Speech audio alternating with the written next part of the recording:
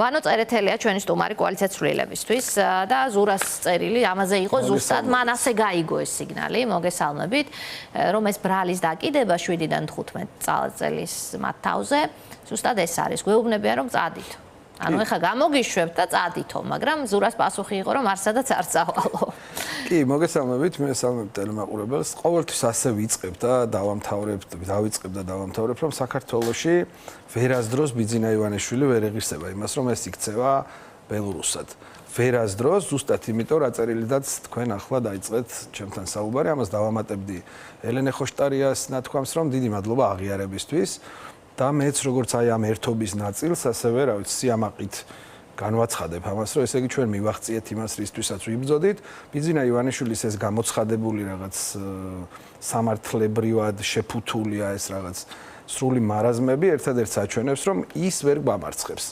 მეორე ნაწილი ამის გახლავთ რუსთაველის პროტესტი რომელზეც აი კითხვები დავსვათ მოდით რომელმა კანონმა იმუშავა ბიძინა ივანიშვილის მიერ შექმნილმა ამ ერთი წლის განმავლობაში და მარტივი პასუხი არც ერთმა ყველას გამოეძებნა ალტერნატივა და ადეკვატური პასუხები აი მოცემულობისგან რომელსაც ჩვენ რუსთაველის პროტესტს უწოდებთ უფრო მეტიც ადამიანები მივიდნენ დაიწყეს შიმშილობა ჩვენი ორი პოლიცსაბჭოს ორი წევრი შიმშილობს ერთი ადამიანი დაემატა ციხეში შიმშილობენ ეს არის კედევან ფოხაძე და ქალბატონი დარეჯანი ჩემი მხარდაჭერამად ეს არის უდიდესი ნაბიჯი ან თავგანწირვა და მოდი უტრირებაც არ შეიძლება ხო ეს არ არის საქართველო დგას თავგანწირვაზე. მთელი ჩვენი ისტორია არის კონკრეტული ადამიანების მიერ თავგანწირვა და ამაზე დგას.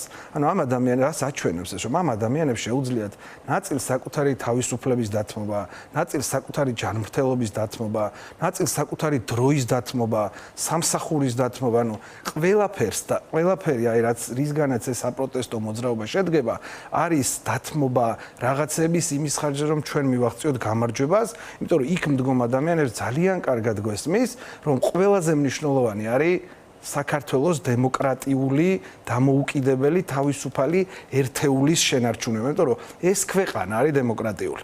ერთადერთი წინაღობა, რომელიც არსებობს ჩვენ აი ისტორიის ამ ეტაპზე, ეს არის ბიძინა ივანიშვილის რუსული რეჟიმი. ამიტომ ყოველთვის ვამბობ, რომ ბიძინა ივანიშვილის რუსული რეჟიმი არ არის ბუნებრივი მოცემულობა საქართველოში. ეს არის სრულიად ამოვარდნილი ამ ბუნებრივობიდან ერთადერთი ლოგიკა არის ის, რომ ჩვენს გვერდით არის იმპერია, რომელიც ახლა დაღმასვლის გზაზეა, მიუხედავად იმისა, რომ ომებს აწარმოებს და თავად ეს ომების წარმოებაც სწორედ იმის მაჩვენებელია, რომ სხვაგვარად აღარ შეუძლია. ნახეთ, უკრაინაში ომის დაწყების ერთ-ერთი მთავარი მიზეზი გახლავთ ის, რომ რუსეთმა დაკარგა სამყაროში მნიშვნელოვანი ქვეყნის ფუნქცია და როლი. ამ როლის დაბრუნებას ცდილობს ის პუტინი აი ამ სივრცეში ტყუილ უბრალოდ არ წამომს და ბიძინა ივანიშვილი გაგრძელება, რა თქმა უნდა. ბიძინა ივანიშვილი სწორედ ამის გაგრძელება. ახლა როდესაც ასე ვთქვათ იკვეთება მომავალი სამყაროს კონტურები, ნუ ისტორია ყველამ ვიცით ამ დონეზე გასული საუკუნის მაინც ყოველ შემთხვევაში რაღაც კონკრეტულ პერიოდში ხდება ისეთი მოვლენები, რომელიც დიდი ხნით განსაზღვრავს მერე როგორი იქნება ის სამყარო. და აი ახლა ჩვენ ვდგავართ ისეთ გარდამავალ ეტაპზე, სადაც მომავალი სამყაროს კონტურები იკვეთება და აქ ძალიან მკაფიო ხაზი გადის ღირებულებით სისტემებზე, ანუ დემოკრატიასა და ანტიდემოკრატიას, თავისუფლებასა და არათავისუფლებას. ანუ ზღაპარივით მკაფიო ხდება შავსა და თეთრ შორის სხვაობა. ბიძინა ივანიშვილის მიზანი ახლა არის ჩაგვტოვოს შავ ნაწილში. ანუ ეს რკინის ფარდა თუ რა ვიცი მე რას დაარქვევენ ამას, ნუ რასაც ადრე ცივი ომის დროს რკინის ფარდა ეწოდებოდა და მაშინაც ჩვენს უკითხავად გადაწყვიტეს ეს, იმიტომ რომ მაშინაც რუსებმა წაგვართვეს დამოუკიდებლობა 1921 წელს და მე როცა საკითხი ასე დაადგა საით უნდა ყოფილიყავით, ჩვენთვის არაფერი უკითხავთ. ახლა იგივე სოგონ სახესხვაობით ცდილობენ ეს იგივეა ზუსტად რაც მაშინ ახორციელდა, უბრალოდ თანამედროვე ეპოქაა და ამიტომ იყენებენ ბიძინა ივანიშვილს, ამიტომაც უწოდებ მე მას, რომ ის არ არის ქართველი და ეთნიკურობას და მიკუთვნებულობას არაფერი მნიშვნელობა არ აქვს. არც სტალინი არ ყოფილა ეთნიკური ქართველი იყო მხოლოდ სტალინი, თორე ის აღიარებდა და ასე ამბობდა, რომ ის იყო რუსი. ბიძინა ივანიშვილი არის ჩვეულებრივი რუსი ოლიგარქი, რომელიც ახლა ემსახურება სწორედ აი ამ წყალგამყოფის დროს იმ ინტერესებს, რასაც პუტინი ცდილობს რომ მიაღწიოს. მაგრამ ამ ვამბობთ რას საქართველოში და მისი თავარი დანიშნულება რომ საქართველოში უნდა გაანადგუროს წინააღმდეგობა. რატომ? იმიტომ რომ უნდა გაანადგუროს დემოკრატია. როგორ უნდა გაანადგუროს? გააქციოს ქვეყნიდან. ან დაიჭიროს ან რა თქმა უნდა, ხო, იგივე აი 21-იანი წლები ვახსენეთ. ჩვენ და 21-დან სისხლში ჩაახშეს, სხვა ალტერნატივა არ არსებობს. მოდი ისტორიას ჩავ, თუ არ გაანადგურე მტერი ასე მარტივი საქართველოში ამის განადგურება არ არის. ამიტომაც სტალინმა და აი ამ წითელმა ტერორმა ადამიანები ფიზიკურად გაანადგურა. ის ვინც გაასწრო 21 წელს გაასწრო, დანარჩენი მართლა ფიზიკურად გაანადგურეს. ახლა 21 საუკუნეა და ამას ვერ აკეთებენ, გააკეთებდნენ და მერწმუნეთ რომ ამის უფლება გქონდეთ, მაგრამ ვერ აკეთებენ, იმიტომ რომ უბრალოდ 21 საუკუნეა და თან კიდე არსებობს შიში. მათაც აქვთ ეს შიშები. და ამიტომაც ისინი ამას ვერ გააკეთებენ და ამის ნათელი დადასტურება რომ ერთი ნაბიჯით უკან არ დაუხევი არავის. ნახეთ, ამ ერთი წლის განმავლობაში უამრავი სხვადასხვა კატეგორიის ადამიანი დააპატიმრა ბიძინა ივანიშვილმა და ვერცეთ მათგანთან ვერ მიაღწია ვაჭრობით თანამშრომლობას. ვერც პოლიტიკურ პატიმრებს, პოლიტიკურ პარტიების ლიდერებთან, აი რაზედაც ახლა ჩვენ ლაპარაკობთ, ნიკანორ მელიას უსმენ, ნიკა მელიას უსმენეთ, თავისი 41 მან მოიშორა, ზედმეტი რაც ქონა 41 კილო აქვს დაკლებული. თავის პლუსები აქვს. ამიტომ მოკითხვა, ჩემი თუ მიყურებენ ნიკა გვარამია, ანუ სხვა ყველა დანარჩენიც ასევე სხვებიც, რა თქმა უნდა, გიორგია, სხვა პარტიის წარმომადგენლებიც, ყველაზე მაქვს მე საუბარი. ასევე დაიჭირეს სოციალური ფენის სხვადასხვა წარმომადგენლები, სხვადასხვა ქალაქებიდან სტუდენტი, პროფესორი, ყველა აბსოლუტურად და ვერცეთ მათგანთან ვერ მიაღწიეს იმას, რომ ვინმეს ეთანამშრომლა. ამიტომ გეო რატომ? იმიტომ რომ აქ ითხარეს დგას ღირებულებითი სისტემა. ჩვენ ქუჩაში არ დავდივართ არავის გამო. ეს თითქოს მინუსად ითვლება, რომ არ არის მინუსი, იმიტომ რომ არ არსებობს ლიდერშიპი ამის, არ არსებობს მართველი გუნდი. ეს არის სწორედ, იმიტომ რომ ადამიანები გამოდიან იმ ღირებულებების დასაცავად, რომელიც არის ბრძოლით და ომით მოპოვებული, არა მხოლოდ 90-იანი წლებიდან მოყოლებული. არამედ ძალიან დიდ, რა თქმა უნდა. ევროპული მომავალი, ადამიანის უფლებები, კონკურენცია, შვილის მომავალი, უბრალოდ სხვანაირად შეუძლია. ნახეთ, ძალიან მარტივია, მეგობრებო, აი რაღაც შეფასების კრიტერიუმების დადგენა, როგორ და რანაირად ფასდება. მაგალითად, ჩახედეთ ტექსტებს ზახაროვასას. ერთ-ერთში იმეორებს არა მხოლოდ ქმედებებს რუსეთისას, არამედ სიტყვებს, ტერმინებს, ეს კოლექტიურს იყენებენ ისინი. ეს არის ერთ ადგილას დაწერილი ტექსტები, რითიც ისინი ოპერირებენ. ამიტომაც ეს არის ძალიან კაფეო მაჩვენებელი. მეორე აქ თქვენი ლაპარაკეთ, რომ საქართველოსდან, ანუ ადამიანები არათავისუფალი სივრცეებიდან გარბიან. სად გარბის ეს ხალხი? რატომ მიდიან ისინი დასავლეთში? რატომ არავინ მიდის რუსეთში, ჩინეთში, არაბეთში? რატომ არ აკეთებენ ამას? იმიტომ რომ ის არის ჩვენი სახლი. ანუ ეს ადამიანები რეალურად, ანუ მით უმეტეს ახალ თაობას, აი ბევრი ამბობს, რომ ახალი თაობა გარეთ არ გამოდის. რატომ? იმიტომ რომ ისინი საკუთარ სახლად, დიდ სახლად აღიქვამენ, ევროპის ნაწილად აღიქვამენ. რატომ? იმიტომ რომ ეს ნამდვილად ასეა. ჩვენ უბრალოდ მთელი ისტორიის განმავლობაში ბევრი წინაღობა გქონდა იმისა, რომ ამ სახლის ნაწილი არ ყოფილიყავი და ახლა როდესაც ასე ახლოს მივედით, რუსეთი პირდაპირ ამბობს, რომ დასავლეთს უნდა სამხრეთ კავკასიის ჩამოგლეჯა რუსეთისგან. ანუ რუსეთი ამას ასე აღიქვამს, რომ ის მისი მიწებია. ხოლო დასავლეთი აღიქვამს იმას, რომ ეს არის თავისუფალი გადაწყვეტილების საფუძველზე უნდა. ხო, ახლა ჩვენ ევროკავშირში შევალთ ხოლმე. ჩვენ ვადევნებთ თვალყურს, ბატონო, მოქმედებას, როცა ჩემ და წარმოუდგენლად, თქვენ და წარმოუდგენლად, ალბათ ბევრისთვის წარმოუდგენლად, მოვიდა დრო, როცა სამხრეთ კავკასიის ორმა ქვეყანამ გააღწია თითქოს ამ დასავლეთის ჩაკეტილის სივრციდან დასავლეთში და საქართველოს, რომელიც პირიქით დასავლეთის სივრცის ნაწილად აღიქმებოდა, მუდმივად დარჩა რუსულ სივრცეში. ეს რაღაცა უკუღმართად მოხდა ამ დროსა და ვითარებაში, აკონტროლებს ქვეყანას რეჟიმი, რომელსაც პირდაპირ კრემლის ოცნებების ახდენა აქვს დასახული მიზნად, იმიტომ რომ სხვა ევროპული სივრციდან ჩამოშორება, სხვისი არავისი ოცნება არ არის პუტინის გარდა. შედეგობრივად, რაც დღეს საქართველოში ხდება, მხოლოდ და მხოლოდ პუტინის ოცნების ახდენა. შესაბამისად, თუ ამ დროის მანქანასაც შევხედავთ, ხომ ჩვენ ხომ არ ვართ ამოგლეჯილი რაღაც სივრციდან, როგორ ვითარდება მსოფლიოში მოვლენები, რა შესაძლებლობები იხსნება ამ რეგიონში, ამის მიუხედავად ასე უკუღმა სიარული ამ ქვეყანას რამდენად გაუგობა ამ რეჟიმს, თუნდაც აი საერთაშორისო ვითარების გათვალისწინებით. ესეც თითქოს მათზე აღარ მუშაობს. ნახეთ, ერთ სიტყვი კიდე აუცილებლად მე ვფიქრობ და ამის მრწამს ბოლომდე, რომ ბოლომდე დასავლეთისგან მოწყვეტა არც ივანიშვილის ინტერესებში არ შედის.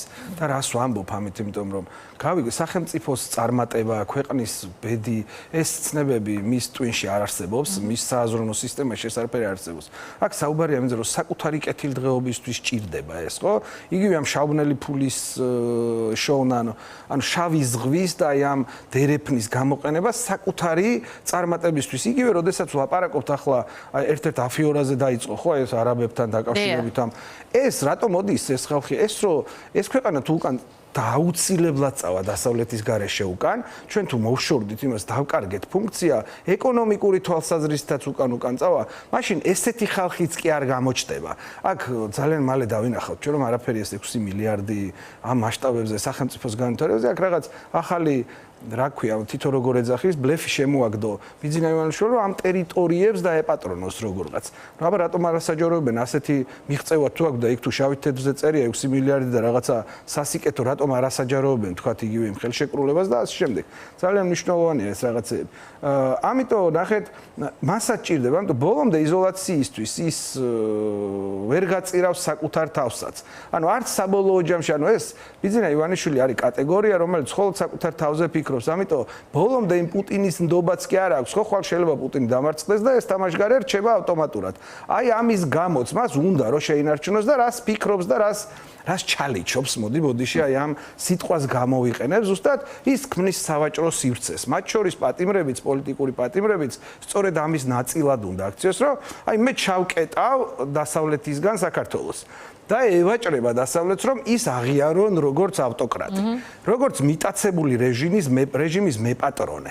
ხვდებით, არა დემოკრატიულად არჩეული, ამ მოცემულობაში უნდა აღიარონ და იმიტომ აქვს შემოგდებული იგივე თუნდაც ბელორუსის თემა, რომ მას უნდა ზუსტად ის პოზიცია ჰქონდეს, რა პოზიციაც აქვს ლუკაშენკოს ბელორუსიაში, რომელსაც ელაპარაკებია. პოლიტიკოსები უნდა გაძევებული ყავდეს ქვეყნიდან და ამას ჯერჯერობით ვერ აღწევს. და ვერ მიაღწია, მაგრამ არც ერთი ნაბიჯი აი თუნდაც იგივე არ არის საქართველოს ახლა მიპატიჟებული აი ამ გაფართოების შემცირდა ეს დამოკიდებულებები, თუმცა მეორეს მხრივ ამის საკეთილდღეო რა უნდა ვილაპარაკოთ, რომ ეს ასე ვერ დამთავრდება ვერასდროს, რომ ბიძინა ივანიშვილმა ვერცერთი ნაბიჯით წინ ვერ წაიწია აი ამ აღიარების თვალსაზრისით, იგივე ერთადერთი აი მთავარი საყრდენი რაც აქვს, რასაც ებღაუჭება როგორც ხავს, ეს არის იგივე ამერიკის შეერთებული შტატების დღევანდელ, ტრამპი მოკლედ, მაგრამ იქაც ერთი ნაბიჯიც კი ვერ გადადგა წინ, ხო?